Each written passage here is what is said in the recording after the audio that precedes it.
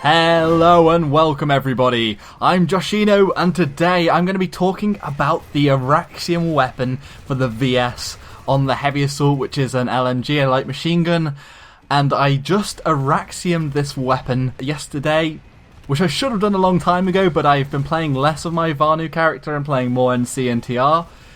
But anyway, I don't like to talk about weapons really until I've completely finished with them, and I always see the finish point as Auraxiuming the weapon.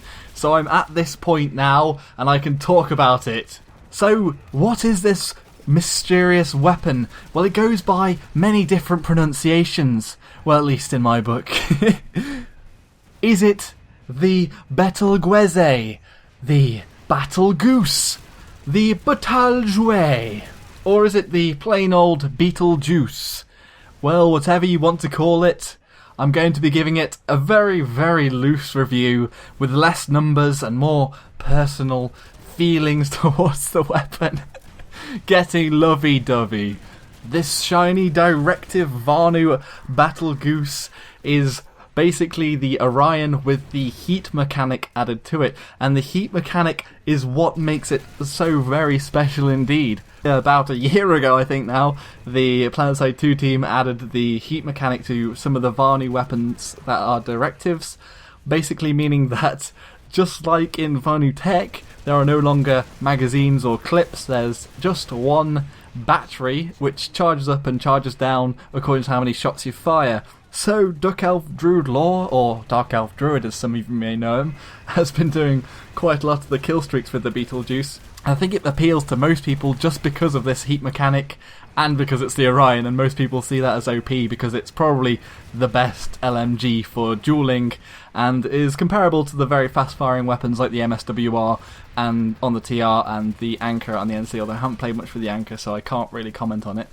But this heat mechanic means that you never have to stop, you never have to look for ammunition box, you can always just keep going and keep pushing forward and getting those kills, and you can end up getting massive kill streaks and never having to look back, never having to switch to your pistol, because you can keep this baby running all the time.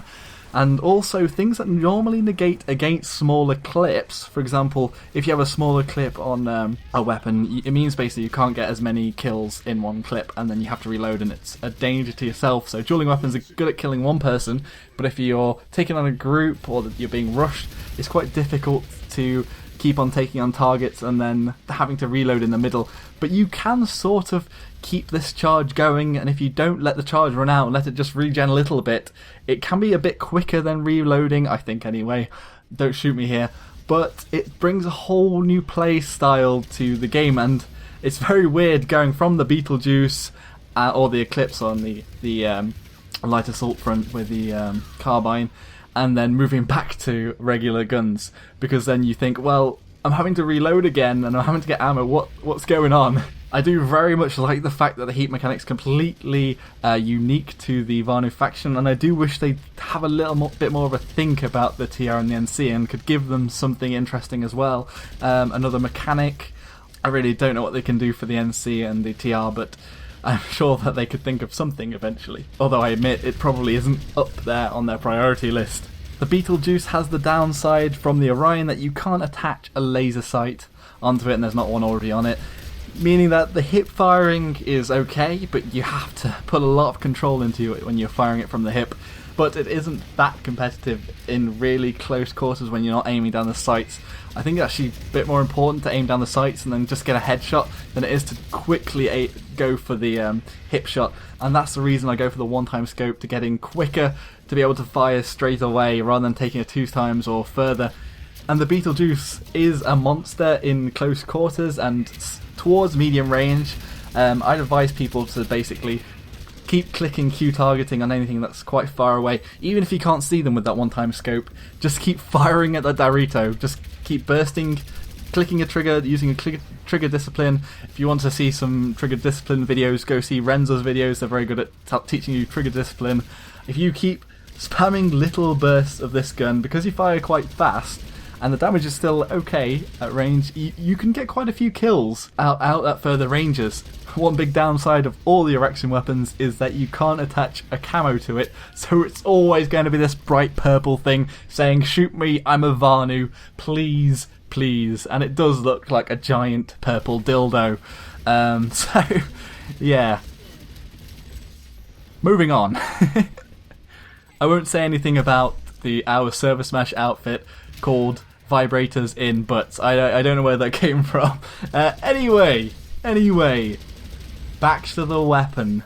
As I said, I haven't been playing with it that much recently, but I did when it first came out, and all I have to say is it is a very good gun, and the heat mechanic, I think, is just completely and utterly worth it to grind your way up there, and just to bite the bullet basically on some of the less enjoyable Vanu weapons, like the Pulsar LSW or the Flare.